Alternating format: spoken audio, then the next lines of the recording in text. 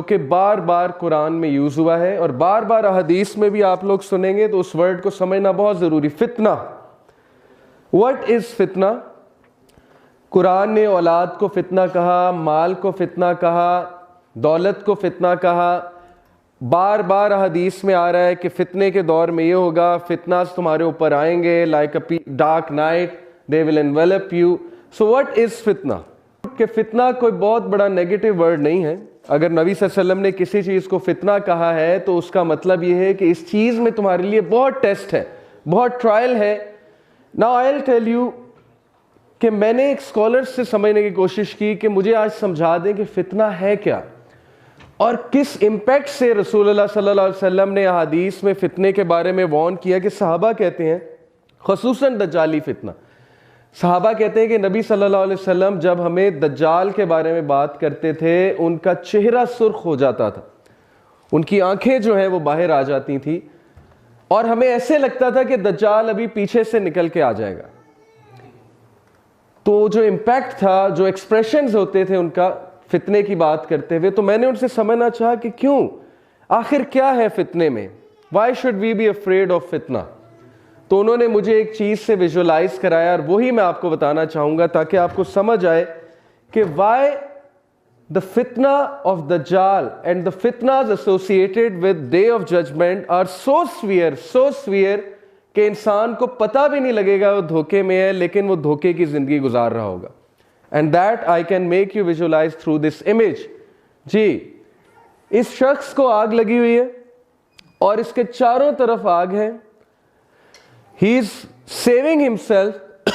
ایک تو بھاگ رہا ہے آگ سے بچنے کے لیے، اس نے ماسک بھی پہنا ہوا ہے اور ڈیفینیٹلی اس کے پاس کوئی ایسی چیز بھی ہوگی آگ کو بجھانے کے لیے. Why am I showing you this image؟ کیونکہ ان اسکالر نے مجھے کہا کہ بیٹا فتنہ یہ ہے کہ تیرے چاروں طرف آگ لگی ہے اور وہ آگ تجھے پہنچنے کی کوشش کر رہی ہے اور اس آگ سے بچنے کے لیے تمہیں رہنا اسی آگ میں ہے، تم وہاں سے نکل نہیں سکتے. مثال کے طور پہ اللہ نہ کرے باؤنڈریز پہ آگ لگ جائے اور ہم نے یہیں رہنا ہے، تو یہاں رہنے کے لیے کیا کریں گے ہم؟ یا تو آگ کو بجھانے کی کوشش کریں گے، کسی نہ کسی طرح باہر نکلیں.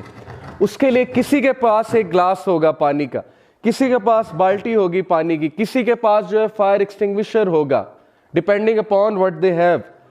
اور کچھ لوگ ماسک پہنیں گے تاکہ ایٹ لیسٹ ان فیومز سے تو بچ سکیں نا، ٹاکسک فیومز سے. So that is فتنہ.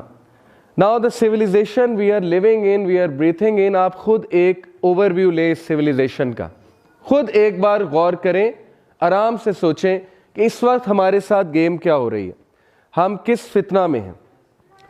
ہر وہ چیز جو اسلامک ہے، جو ریلیجس ہے، جو کہ پرنسپلز کے مطابق اسٹیبلش ہو چکی ہے، ہمارے اسکالرز بتا چکے ہیں، اس کو چیلنج کیا جا رہا ہے اور اس میسیو لیول پہ چیلنج کیا جا رہا ہے کہ آپ سوچ بھی نہیں سکتے. اور یوتھ کنفیوز ہیں.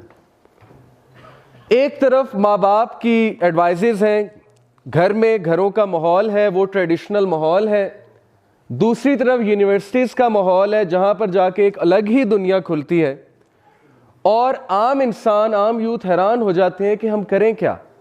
ایک طرف ماں باپ ہمیں سمجھا رہے ہیں، ایک طرف گھروں کا ماحول ہے، ایک طرف معاشرہ کچھ کہہ رہا ہے، ایک طرف کلچر کچھ کہتا ہے، ریلیجن کچھ کہتا ہے، دوسری طرف ہر چیز اپوزٹ ہے. یونیورسٹیز میں کس کس طرح کے ایونٹس ہو رہے ہیں، کس کس طرح کی گیدرنگز ہو رہی ہیں، ٹیچرز کچھ اور بتا رہے ہیں، تو یہ چل کیا رہا ہے ہمارے ساتھ. And then look at the media, the advertisements, the T V series, the movies, کس کس قسم کی آئیڈیالوجیز سامنے آ رہی ہیں. YouTube, vloggers, ex Muslims, atheist, مطلب ون کلک پہ آج کے بچے کو سب کچھ میسر ہے. 6-7 سال کا بچہ اگر یوٹیوب پہ چلا گیا تو کبھی بھی اس کے سامنے ویڈیو آ سکتی ہے کہ اسلام میں کیا مسئلہ ہے اور پروفٹ محمد صلی اللہ علیہ وسلم میں کیا مسئلہ ہے، یعنی ان کی شخصیت پہ کیا اعتراضات ہیں.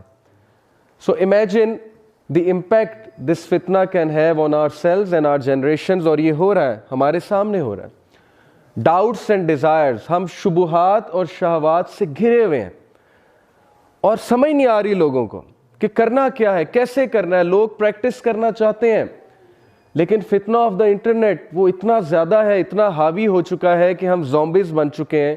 ہمارا لائف سٹائل اس وقت ہر اس چیز کے خلاف ہے، اور ہماری سوچ اسلامک فلسفی سے اتنی دور جا چکی ہے، اتنی دور جا چکی ہے کہ میں آپ کو بتا نہیں سکتا، الا یہ کہ کوئی ابھی سے بچا ہوا ہو، لیکن میجورٹی جو ہے بہت دور جا چکے ہیں.